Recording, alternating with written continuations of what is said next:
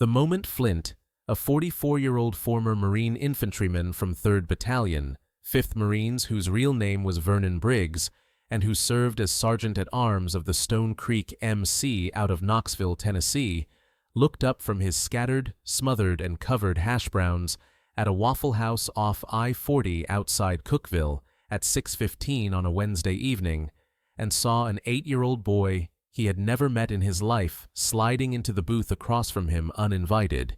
He figured the kid was lost or confused or playing some game that only made sense to 8-year-olds. But then the boy looked at him with eyes that had no business being that tired, in a face that young, and said 7 words that put Flint's fork down and his hand on his phone. "Please don't make me go back to that car." What happened next would lock down a Waffle House parking lot in rural Tennessee, bring 12 motorcycles roaring off a mountain highway, and pull a boy out of a nightmare that had been driving south for 12 days. The Waffle House sat where it always sits, at the edge of an interstate exit ramp like it grew there, yellow sign buzzing against a sky that was still holding on to the last 40 minutes of daylight. The parking lot was half full, a couple of pickup trucks, a Kia with a busted taillight, an 18-wheeler cooling its engine at the far end of the gravel shoulder. Inside, the grill hissed, the coffee was burnt, the jukebox was broken and had been for years. 3 booths occupied, 4 stools taken, and 1 large man in a leather vest eating alone in the corner booth by the window. Flint had been on the road since noon. He was riding back from a parts run in Nashville, a set of injectors for a Caterpillar C15 engine that a buddy's shop needed by Thursday morning. The box was strapped to the luggage rack of his 2019 Street Glide with 2 bungee cords and a prayer. He was 44 years old, 6'1", 228 pounds, built like a man who'd spent his 20s carrying a pack through Helmand Province and his 30s carrying engine blocks across a diesel shop floor. His arms were sleeved in tattoos, the eagle, globe, and anchor on his right shoulder, Semper Fi across his left forearm in block letters, and the names of 2 Marines from his squad who didn't come home inked on the inside of his right wrist in script so small you'd have to be close to read them. His beard was dark brown, trimmed short, going gray at the chin. His vest carried the Stone Creek MC center patch, his Sergeant-at-Arms diamond, and a row of pins along the breast pocket, 1 for every charity ride the chapter had done in the last 6 years. He'd stopped at the Waffle House because his blood sugar was dropping and because Waffle House coffee, while terrible, is at least consistent. He'd ordered hash browns with everything, a side of bacon, and a cup of coffee that tasted like it had been brewed during the previous administration. He was 14 bites into his meal and scrolling through a parts catalog on his phone when the boy appeared. There was no warning, no parent trailing behind him, no "excuse me" or "sorry, wrong table." The kid just walked up, pulled the booth seat back, sat down across from Flint, put both of his hands flat on the table, and looked at him. He was small, too thin, 8 years old maybe, with sandy brown hair that was choppy and uneven, like someone had cut it in a hurry with dull scissors. He wore a green t-shirt that hung off one shoulder and cargo shorts that went past his knees, both brand new and both the wrong size. The kind of clothes you grab off a rack at a Walmart without trying them on. No shoes. His feet were dirty. His fingernails were bitten down past the quick, and there was a fading bruise on his left forearm, yellow-green, about a week old. Eyes that looked way too tired for an 8-year-old. "Please don't make me go back to that car." Flint set his fork down. He didn't reach across the table. He didn't raise his voice. He didn't do any of the things you might expect a 228-pound man covered in tattoos to do when a stranger's kid sits in his booth. He just looked at the boy and said, very quietly, "Nobody's making you go anywhere, buddy. What's your name?" "Jasper." "Okay, Jasper. I'm Vern. Are you hungry?" The boy nodded.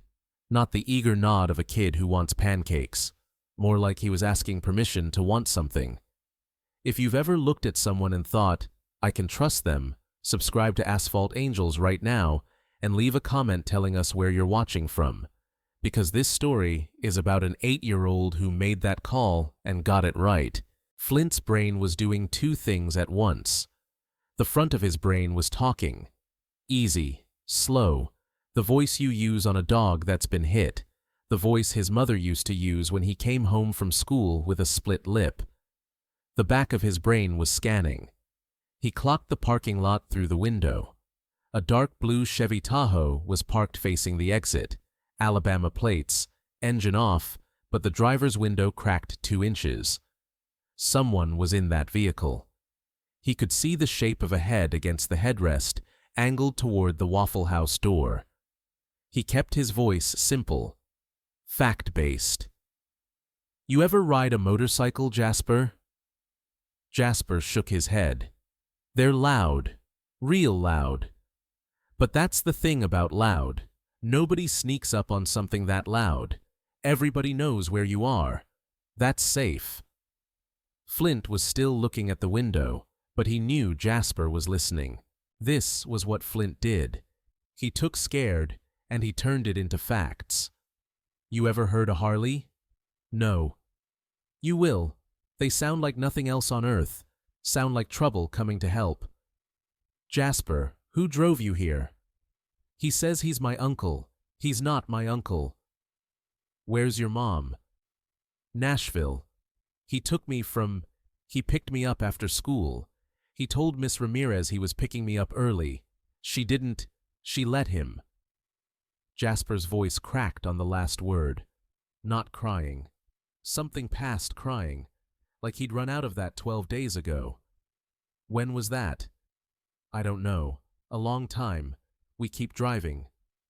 Flint looked out the window again. The Tahoe hadn't moved.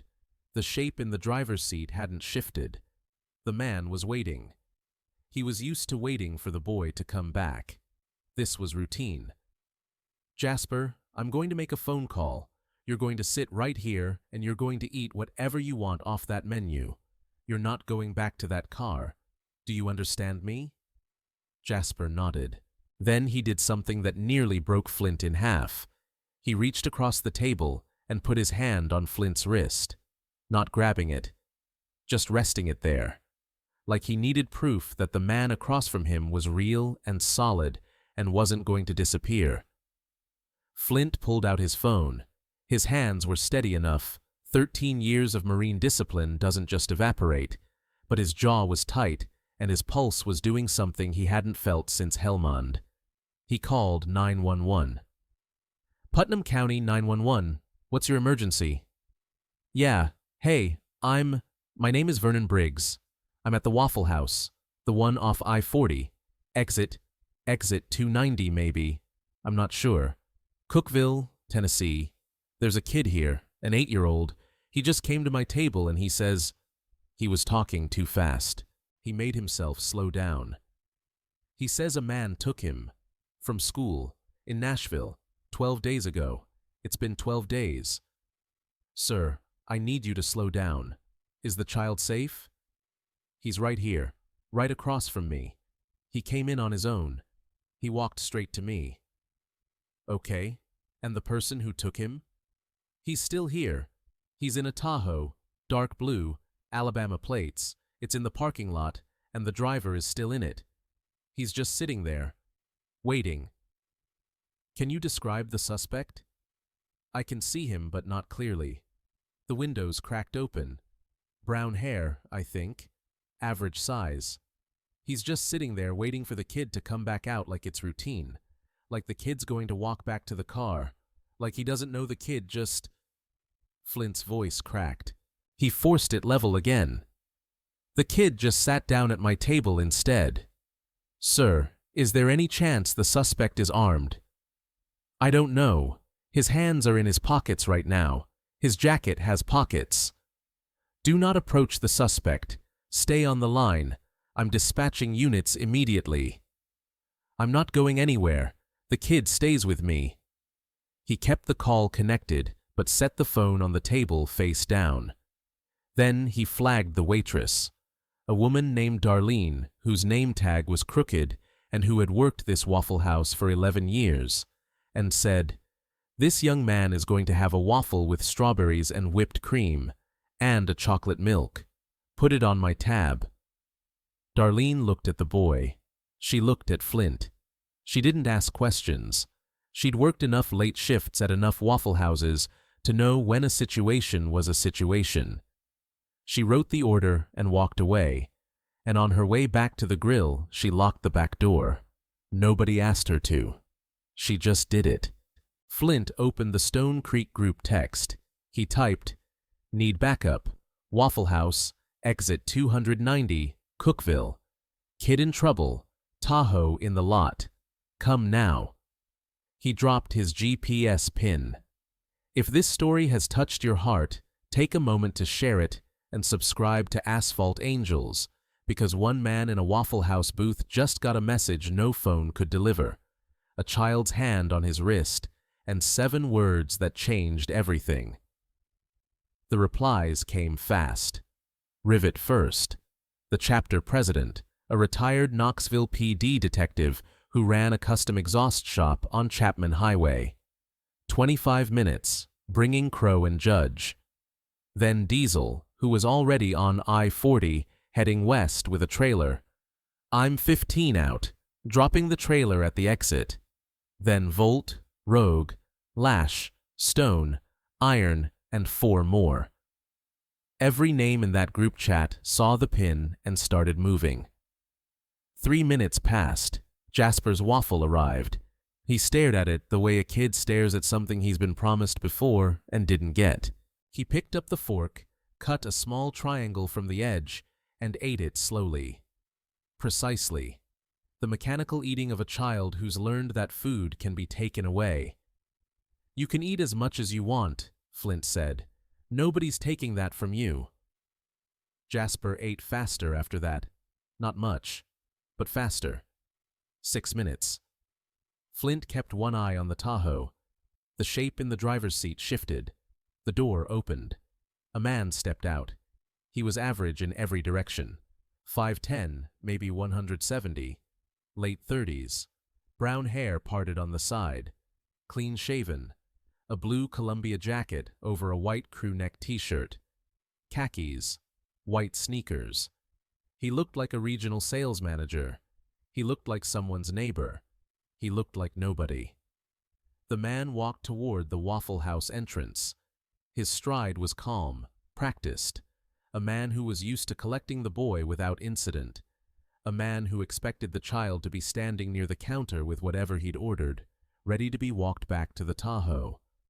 A routine. Just a routine. But when he came through the glass door and his eyes found the counter empty and swept to the booths, what he saw was not routine. What he saw was Jasper, his cargo, his schedule, sitting across from the largest man in the restaurant, eating a waffle, with the man's leather vest hanging on the back of the booth and a phone face down on the table between them. If you're enjoying this Asphalt Angel story, hit that hype button right now.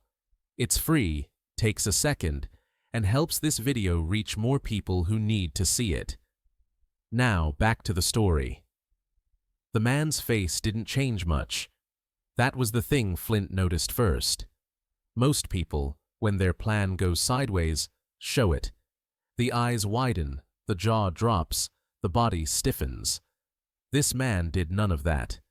His eyes went flat and his mouth pulled into a thin line, and he walked toward the booth with his hands in his jacket pockets like he was about to ask for the check. "Hey, buddy," the man said, and he wasn't talking to Flint. He was talking to Jasper. His voice was warm, friendly, the voice of a man who'd had a lot of practice sounding like a father. "There you are. I told you to wait at the counter. Sorry about this." He wanders off. That last part was aimed at Flint, paired with a little laugh and a shake of the head.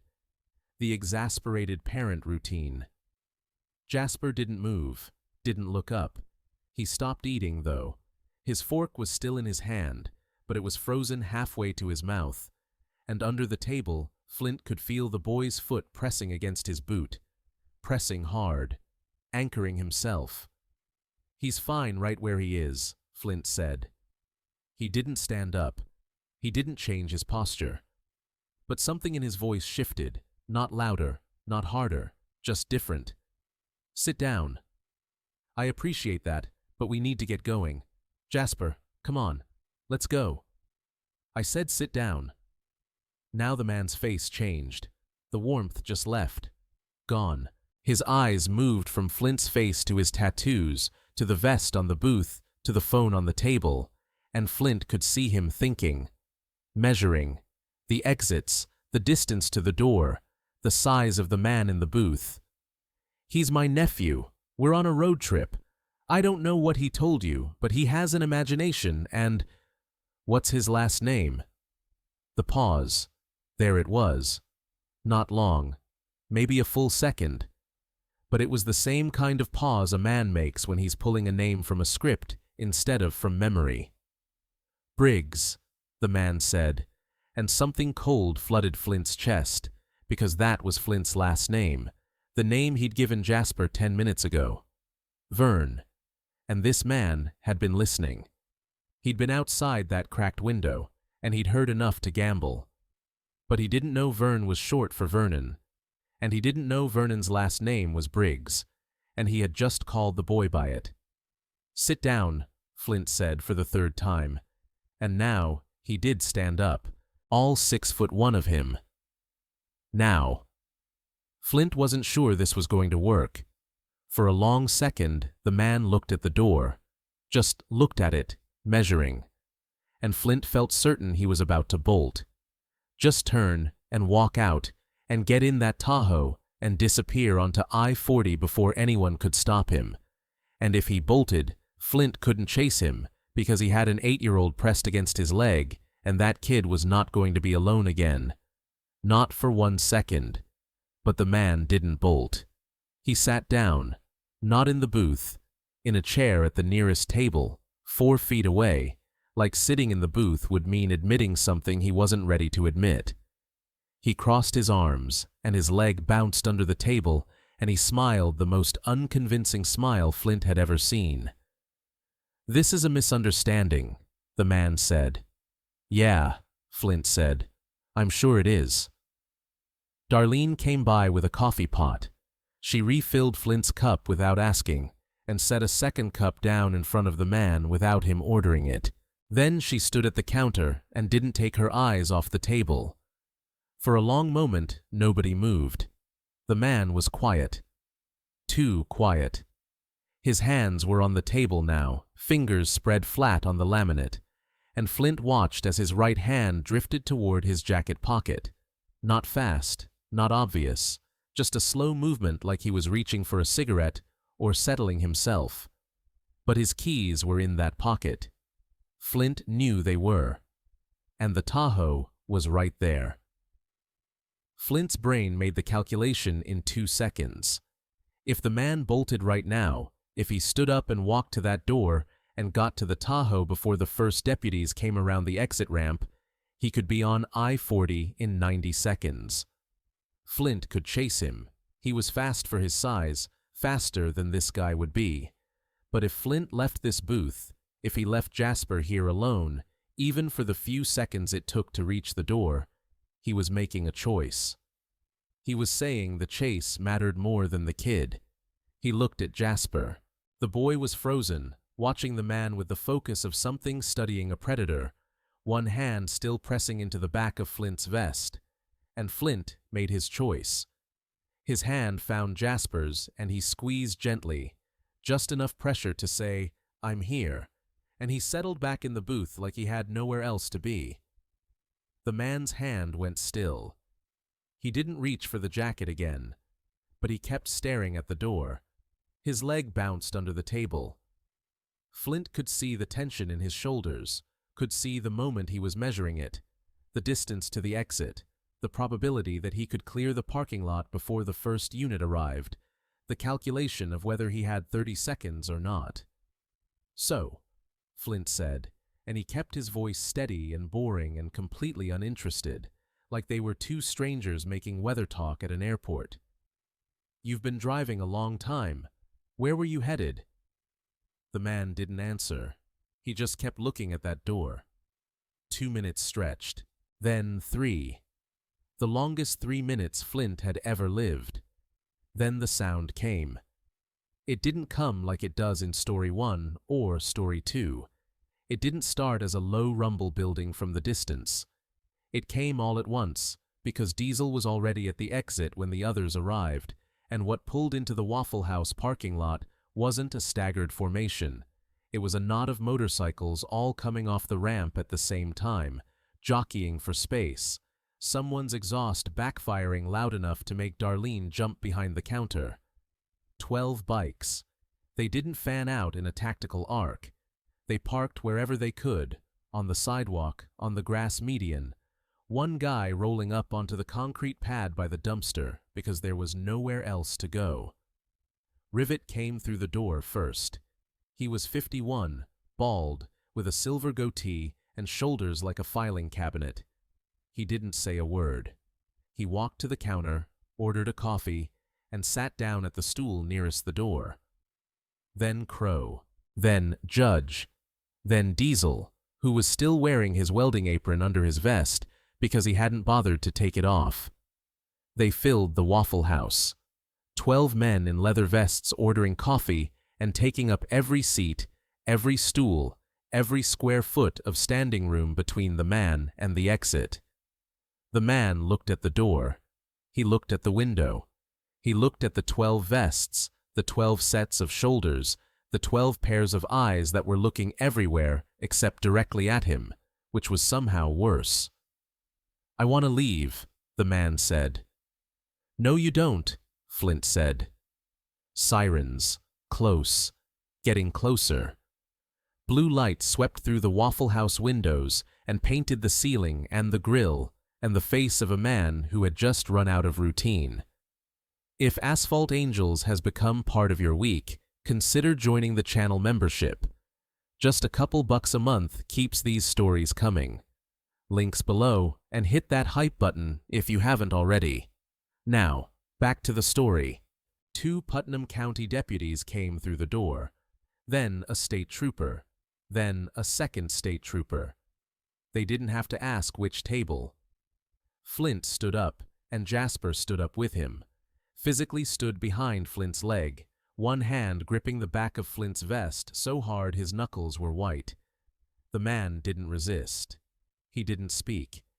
He put his hands on the table and looked straight ahead, while a deputy cuffed him and read him his rights, and the entire time Jasper kept his face pressed into the back of Flint's vest and didn't look. His name was Leland Roy Skaggs, 39. The FBI would later determine that Leland Roy Skaggs wasn't the name he was born with either. He had 2 prior arrests under different names in 2 different states, one in Georgia, one in Alabama, both involving children, both resulting in charges that were reduced or dropped due to insufficient evidence. He was not Jasper's uncle. He was not related to Jasper in any way. He was a contractor, someone who acquired children and delivered them to addresses that existed only as coordinates in encrypted messages. Jasper was his 4th job in 11 months.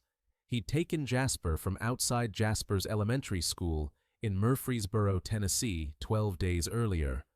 He told the front office aide, a woman named Miss Ramirez, that he was Jasper's uncle and that there was a family emergency. He had a fake ID. He had a name that matched a contact in the school's system, a name he'd planted 3 weeks earlier by calling the main office and adding himself as an emergency contact. Miss Ramirez had walked Jasper to the front door and handed him to a man she'd never met. She'd done it because the system told her to. The system was wrong.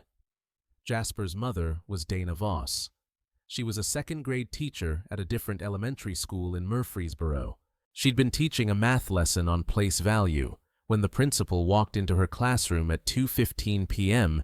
and asked her to step into the hallway, and the look on his face told her everything before he said a word. She'd driven to Jasper's school, then to the police station, then back to the school, then home, then nowhere, because there was nowhere to go and nothing to do except wait for people in uniforms to tell her something they couldn't tell her. 12 days. 12 days of posters and press conferences and a tip line that rang with bad information and well-meaning strangers and people who thought they'd seen something but hadn't. 12 days of sitting in Jasper's bedroom on his bed, holding his pillow, smelling the last traces of his shampoo in the pillowcase. She stopped sleeping. She stopped eating. She kept teaching, because if she stopped teaching, she would stop functioning entirely, and if she stopped functioning, she couldn't be ready for the phone call she was waiting for. The phone call came at 7:22 p.m. She was in the school parking lot, sitting in her car, staring at nothing. "Ms. Voss, this is Detective Linda Carruthers with the Putnam County Sheriff's Department in Cookeville, Tennessee. We have your son. He's safe. He's with us."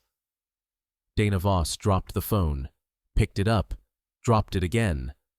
Her hands were shaking so badly she had to use both of them to hold it against her ear. She said, "Say that again." And Detective Carruthers, who had made calls like this before and knew what they did to people, said it again. "We have Jasper. He's safe." She drove from Murfreesboro to Cookeville, a little over an hour, and she did it in 47 minutes, and for the rest of her life she would not remember a single mile of that drive. Jasper was in a break room at the Putnam County Sheriff's Station. He was sitting in an office chair, knees drawn up to his chest, curled into it like he was trying to take up less space. He wasn't spinning. He hadn't moved since they brought him in. He was wearing a Stone Creek MC t-shirt that Diesel had pulled out of a saddlebag. It came down to his knees. He was holding a can of orange Fanta that Crow had bought from the vending machine, but he wasn't drinking it, just holding it. Dana came through the door. Jasper's eyes found her immediately. They locked on her and didn't move. He studied her. Not the way you look at someone you're glad to see, but the way you study something to check if it's real. Like he was mapping her face, matching her to the memory, making sure every part of her lined up with the version he'd carried for 12 days. He still didn't move, didn't uncurl, didn't reach. Dana didn't run to him.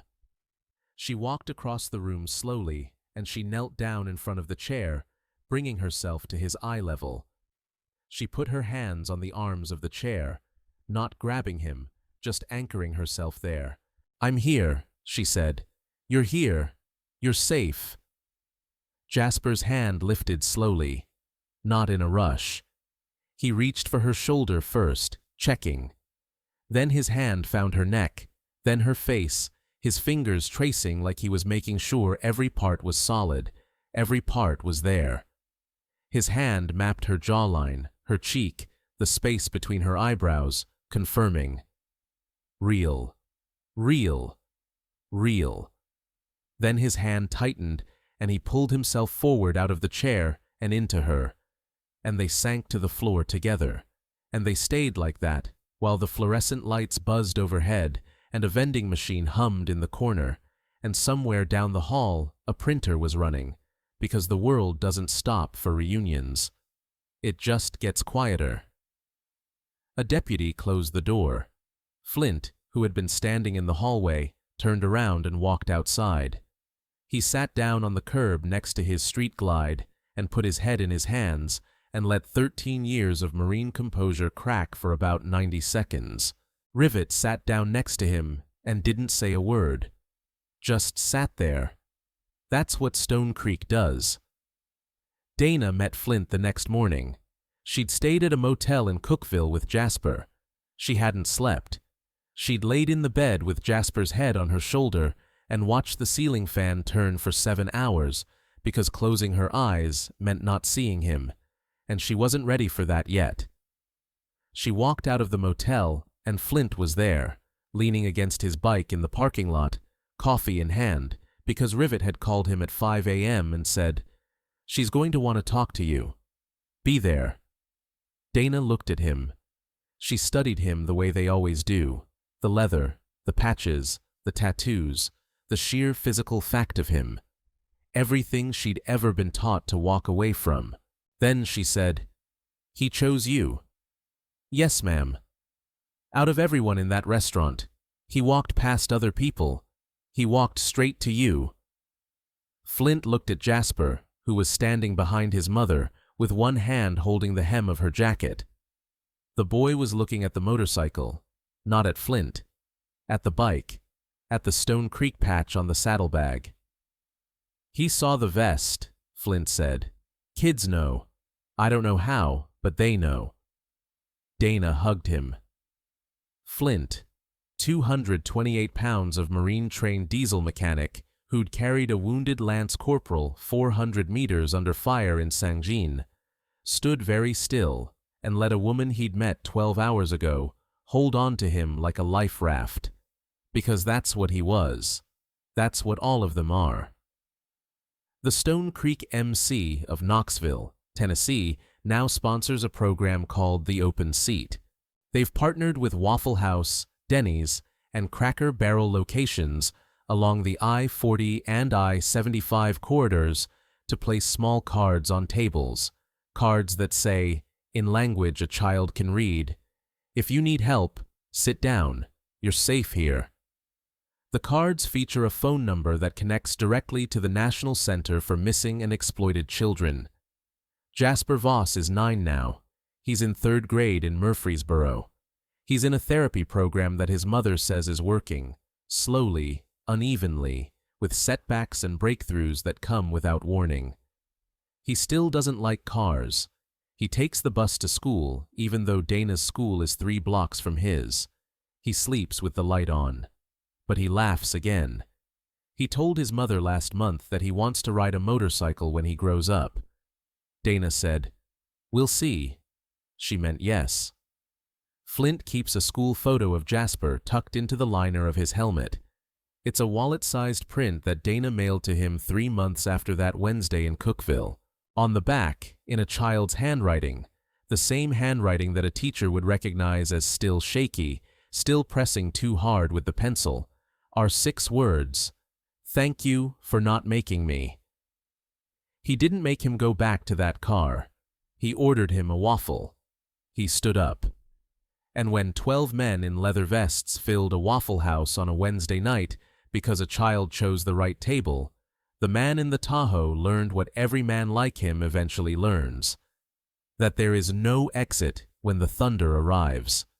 Because somewhere right now, in a restaurant or a rest stop or a gas station off a highway you drive every day, a child is looking for a table. Not for a note to write, not for a signal to send, but for someone to sit down across from and say the words, "Help me." They're looking for someone who looks safe. They're looking for a vest, a patch, a set of shoulders wide enough to hide behind. And they're hoping, against every lie they've been told, against every threat, against every mile of highway between them and home, that if they ask, somebody will stay. Jasper didn't leave a message. He didn't write a note. He walked up and asked. That was the bravest thing he could do. Be the one they choose to ask. Thank you for watching this story. If it reminded you that sometimes a child's bravest moment isn't running away, it's walking toward the right person, please share it. Subscribe to Asphalt Angels for more stories proving that the people this world teaches you to fear might be the first ones who make you safe. Tell us in the comments, have you ever had a stranger sit down and change your life? Resources: National Center for Missing and Exploited Children, 1-800-843567. 8 National Human Trafficking. Hotline 1-888-3737. 888. Bikers Against Child Abuse. BACA. BACAworld.org. If you see something suspicious, call 911 immediately.